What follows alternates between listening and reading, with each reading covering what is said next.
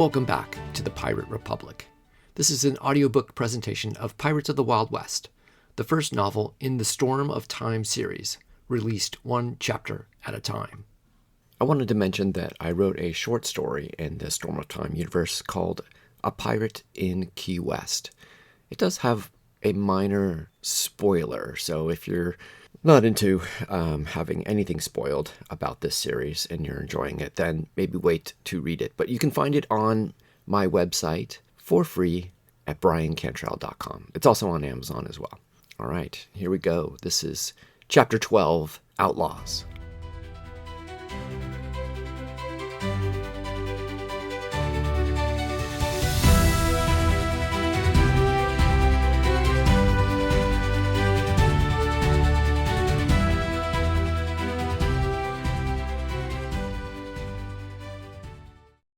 Chapter 12, Outlaws. Anne steadied herself with a fistful of the cloth from the back of Jessie's jacket while the horse carrying them trotted along. Anne had been talking Jessie's ear off for an hour now about her travels and boasting of all the battles she took part in and ships she had plundered. Jessie, somewhat amused, asked a few questions during her dialogue, while his brother Frank periodically sighed with exasperation as he tried to remain stoic and uninterested. "How many banks have you raided?" said Anne. "I don't rightly know. Frank, how many banks you figure we robbed?" asked Jessie. Frank shook his head in annoyance as he rode next to them. "I don't know why we can't just leave this girl on the side of the road and continue on our way," Frank grumbled. "Maybe about 20 or so robberies if you count stagecoaches and trains among the total," said Jessie. 20? That all. Jack and me and Mary took so many ships we lost count. Though thinking, with just the four of you, makes it hard to plunder anything of real size. Can't man a sloop with such a small crew. We had 80 men under our command." "What's a train?" "You don't know what a train is?" asked Jessie. "She's from the 1700s, remember? The girl's done crazy. Jesus, pirates, cannons, swords. This ride would be a lot more peaceful if we could at least gag her and tie her to the back of your horse," Frank said. Anne whipped a dagger from her side and brandished it in Frank's direction. "You just try it, you bilge-sucking dog," she growled. Now, Miss Bonny. Old Frank just has no imagination," Jessie said. "Can't blame him for that. He don't believe the world has secrets that it keeps from the likes of simple men like him." "You saying you believe one word out this loon's mouth?" asked Frank. "I ain't lying. Few days ago we was in the port of Nassau in the Caribbean Ocean. King George was on the throne, and it was the goddamn year 1718. We was all aboard Blackbeard's frigate discussing the king's pardon when the devil of a storm hit. Never seen anything like it. The anchors was cut, and we were pulled out of the harbor by the tide. We came on deck to see 50-foot swells. Blackbeard, like a madman, drove us up and over those monsters. Many of the crew washed over the side to rest in Davy Jones's locker, and then the sea began to swirl and swirl. We was caught in it, spinning. The sea opened up like the mouth of a kraken and swallowed the ship and all of us whole. I seen my Jack get swept overboard, and Mary too. I just remember the water surrounding us and the darkness closing as we was pulled to the bottom. And then, Anne felt a tear form in her eye. "And then you wind up here, in the future," Jessie said. Anne nodded her head. Frank shook his in disbelief. They rode for a few moments in silence. "So, is this Blackbeard's ship still in the harbor? Got any treasure chests on it?" Frank asked. "I think I heard of that pirate, maybe from a dime novel. He was richest, right?" Jessie asked. "Yeah, it's got treasure on it. No, he ain't the richest. That be Black Sam Bellamy. Black Sam, he captured one Spanish galleon with more than 5 tons of treasure on it. Blackbeard, I'd say he's the fiercest pirate. Most ships just surrender when they know it's him looking to plunder their holds. But his treasure, it's still on his ship. Problem is, his ship is at the bottom of that cold bay. It sunk just after we got here. Storm ripped holes in the starboard side. Blackbeard, Black Sam, what was your man's name? Calico? You all sure have colorful outlaw names, I'll give you that. Maybe you need a name like that, Jessie. You got your Billy the Kid, that young cattle rustler that everyone asks you about. There's old Wild Bill, too." Frank looked Jessie up and down. "You do dress real nice. How about Gentleman Jesse?" Frank gave a laugh. "Yeah, you'd like that, wouldn't you?" Jessie said. The three were cresting a hill when they spotted a stagecoach stopped on the opposite side of a rocky creek. The coach was leaning to one side as one of the spoked wheels was off, resting on a pile of rocks. Two men were leaning over the wheel, attempting to repair it. There was a heavy-set, balding man in a dark suit fanning his sweaty face with his hat as he sat on a large, flat river rock. The suited man looked up at the sound of trotting horses and alerted the two men working on the wheel. They each looked up with concern at the two oncoming horses. The two men stood up, and their hands rested on their holstered pistols. "What have we here?" Jessie whispered. "Opportunity," Anne breathed. Frank glanced at the couple riding beside him, noticing a shared yearning for adventure and a hint of restlessness etched into each of their faces. He slowly shook his head, as he was now becoming accustomed to doing since being introduced to this fiery young woman. He held up a hand in greeting to the three men now standing next to the disabled stagecoach. "You boys having some troubles with your coach?" Frank asked as they rode up. "A bit," said one of the men, holding a large wrench in one hand with grease covering his arm. "Need a hand with your repairs, friend?" Jessie asked. The three men eyed Jessie and Frank suspiciously. "We're nearly done. You folks heading into San Francisco?" the sweaty suited man asked. "That's right." Frank eyed the large luggage compartment on the back of the coach. "Been traveling far?" "Not so far. Started out in the Arizona territory. I have some business to attend to in San Francisco." "What sort of business are you in?" asked Anne as she slid off Jessie's horse. The three men stared at Anne, taken aback by her beauty and the fact that her shirt was showing more cleavage than the men had ever seen outside a brothel. Anne approached the luggage case and ran her hand over the top, noticing the padlock securing it closed. "Liquor distribution," the man said, wiping a fresh sheen of sweat from his forehead. "Rum?" asked Anne, rolling the R. "Kentucky bourbon, finest you'd taste anywhere." Anne pulled on the lock to test its latch mechanism, making the man nervous. The two other men who were hired as driver and shotgun glanced from Anne to the two cowboys watching from horseback, dusters pulled away from their holstered pistols. "Bourbon, you say? Turns out Jessie and Frank over there are connoisseurs of bourbon. What do you say we put your claim to the test?" Anne glanced at Jessie. "You boys want to sample this man's gut rot to see if it lives up to being the finest anywhere?" "Well, I don't," the balding man started to protest. "I could use a drink about now," Jessie interrupted. "Frank, care for a swig?" "No James ever turned down Kentucky bourbon," Frank said through squinted eyes that never left the three men standing near the wagon. The balding man stared at Frank and swallowed hard. He then looked at Jessie, and the color went out of his face as the last name of James rang a bell. "You two, Jessie and Frank James?" "Mm-hmm," said Jessie with the slightest grin. "How about you open up that trunk?" said Anne. The man patted his shirt pockets and jacket. I may have misplaced my key." Anne, in a flash of steel, held a dagger to the man's crotch, tapping it with the broad side of the blade. "Maybe check your pants before I use me blade to check for you," she said. The two other men drifted their hands toward their pistols, but froze when Jessie and Frank fast drew their guns. The two men each quickly raised their hands above their heads. The balding man slowly felt his pants pockets, gently moving Anne's dagger to the side, and removed a key. "My mistake. I have it here." He held the key out for Anne. She smiled and stored the blade in her teeth, while she took the key and opened the lock of the trunk. She tossed the lock to the side and pulled up on the lid. Inside were 5 dozen fancy bottles of alcohol. She sheathed her blade and pulled one amber bottle out and admired the label. "Ballard and Lancaster," she read from the bottle. She uncorked the bottle and took a swig of the bourbon. "Ah, that is fine." She walked behind the three men standing there and tossed the bottle up to Jessie on his horse. He caught it and took a pull himself before passing it to Frank. Anne leaned against one of the men with his hands in the air and put her arm around his shoulder. "What do these bottles fetch in the city?" she asked. "Well, this is just a trial sales trip," the man with the hat said. "The bulk of the inventory is in Arizona, but the bottle sells for $3. This inventory is for the saloon owners to try out." He gestured with his hat. "You boys, and, ma'am, could have a bottle for yourselves. Grateful for you stopping to help us and all." "Oh, an entire bottle? Your generous nature is touching." Anne leaned into the man she had her arm around. Did he promise you a bottle as well? The man just shook his head, not taking his eyes from Frank and Jessie. Anne sauntered over to the balding man and took his hat from his hands. She popped it on top of her mane of red hair. "We's be taking a few extra bottles, knowing one of them horses." Anne pulled a gold pocket watch from the man's jacket pocket and gave a toothy smile. "And a wee bit more of ye valuables."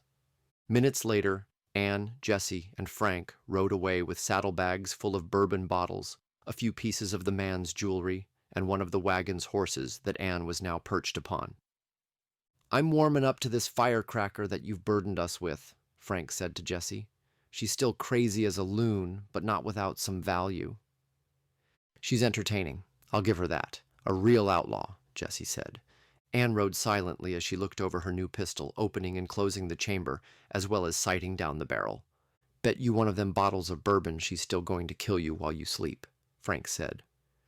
Anne smiled and then spun the revolver into her holster like she had seen Jessie do several times. Henry Jennings stood outside the San Francisco City Hall building alongside Woods Rogers and his 2 Navy men. The structure of the building was as impressive as any castle or monument to rival those in London or Paris. A large rotunda was still under construction above the enormous complex of buildings arranged on a triangular plot of land at the end of Market Street. Tall columns lined the building's exterior with arches in between. The area was a hive of activity where workmen, suited businessmen, bankers, and merchants all blended together in the frenzied activity of the day. The building was the location for the office of the mayor of this strange future city. Jennings had attempted to explain to the pirate hunter what he had learned about their new existence more than 150 years from when they were swallowed by the sea. Rogers would hear nothing of it. He still claimed that once they fulfilled their obligation to king and country, they would be released from their purgatory and be able to return home. Rogers had decided to approach the governmental leadership of the city so that they could be on notice that a number of infamous pirates were being harbored in this jurisdiction. The mayor, William Alvord, they were told, had his offices within the newly constructed city hall. Rogers was going to seek out the assistance of the local authorities in apprehending Edward Thatch and his cohorts. Jennings was reluctantly along for the ride. "Do straighten your clothing, Jennings. You look disheveled and common," Rogers said, leading the way into the hall. There was nothing Jennings could do about his appearance. He had yet to procure a new change of clothes, but he made a show of smoothing his shirt and jacket to appease the pompous pirate hunter. Once inside the building, they inquired about the location of the mayor's office, then strode through the high-ceilinged hallways to arrive at the open door of a busy waiting chamber. There were several desks with secretaries tapping away on noisy machines that fed paper through a wheel mounted at the top. Jennings had never seen such devices and was unsure of what they were doing. As they entered, they saw 3 men in suits with holstered weapons enter a large office with a man sitting behind a massive polished wooden desk. "Shut the door," the man said without looking up from the papers he was examining. Rogers paused for a moment to glance around the office before heading toward that door, assuming it led to the mayor in charge. A young man in a crisp blue suit noticed them as they entered and approached with a bemused expression on his face. "Are you fellows from the playhouse?" he asked. "I am Captain Woods Rogers, the governor of the Bahamas. I need to speak with your mayor at once." "I see. Governor of... where did you say?" "Bahamas." The man looked quizzically at their attire from boot to head, stopping on the scarred, stern face of Rogers. "The mayor is a very busy man, and he doesn't have time to trifle with some sort of performance. I am a busy man as well, and nor do I have time to trifle with underlings. I serve the King of England and demand to be heard by this mayor. The news I bring him is of great importance. Now move aside, knave." Rogers pushed the man aside and strode confidently toward the office door of the mayor with his sailors in tow, Jennings following behind. "Sir, sir! You can't barge in there. There has been a bank robbery, and the mayor is meeting with the Wells Fargo men." The young man headed them off and blocked the office door with his arms wide apart to fill the doorway. Rogers slammed his fist into the man's belly, sending him bent over in pain. One of the secretaries screamed in alarm, and Rogers shoved the doubled-over man aside and opened the door. The armed, suited men pulled their pistols as Rogers burst through the door and into the office. He stood in the doorway, unalarmed at having the guns pointed at him. The man behind the desk rose to his feet. He was large and heavy-set with a dense mustache and receding hairline. A lit cigar sat smoldering in a glass ashtray next to a tumbler half full of whiskey. "What is the meaning of this?" "I am Captain Woods Rogers of the Royal Navy and Governor of the Bahamas," Woods said as he confidently strode into the room with his men following behind.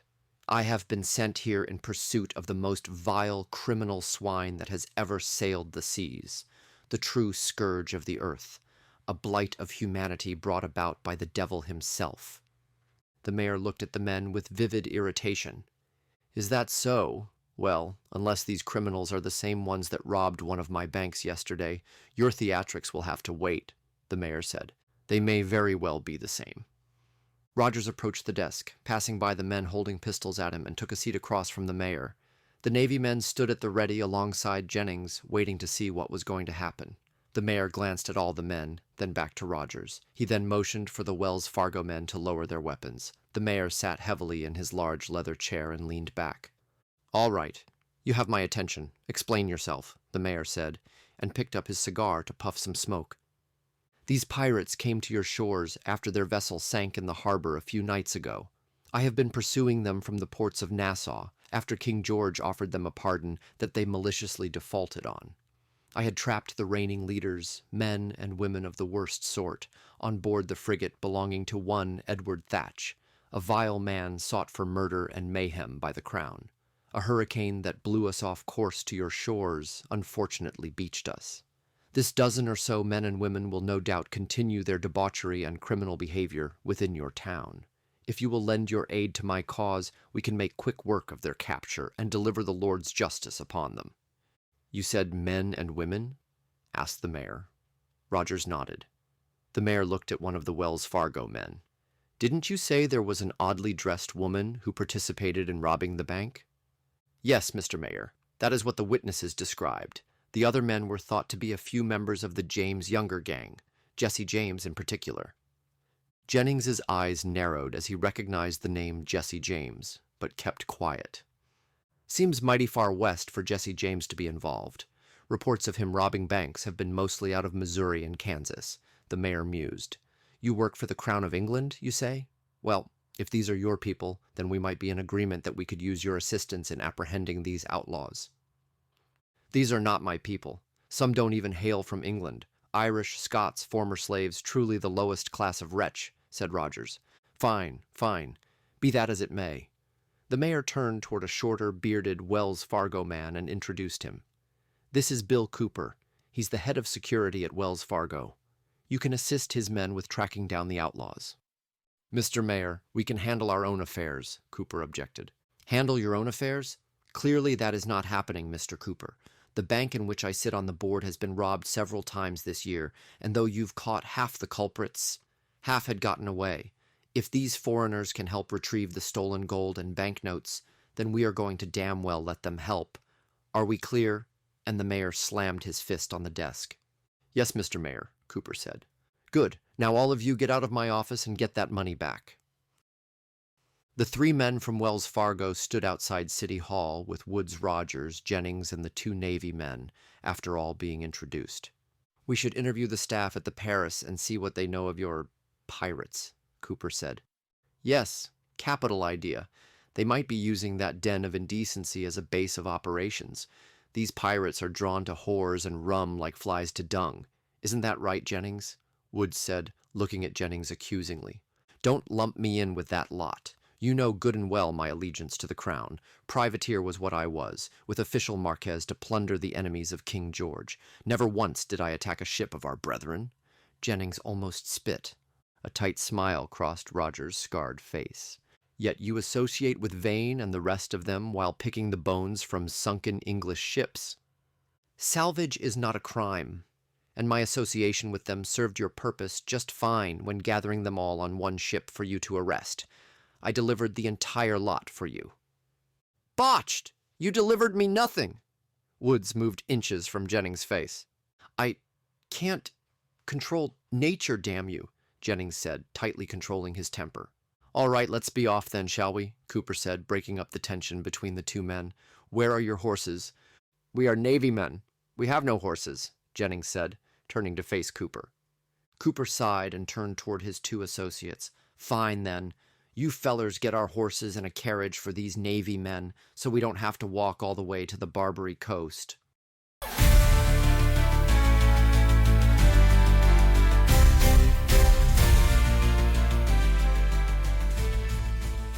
I hope you're enjoying this historical fiction book with pirates and time travel all wound together in it.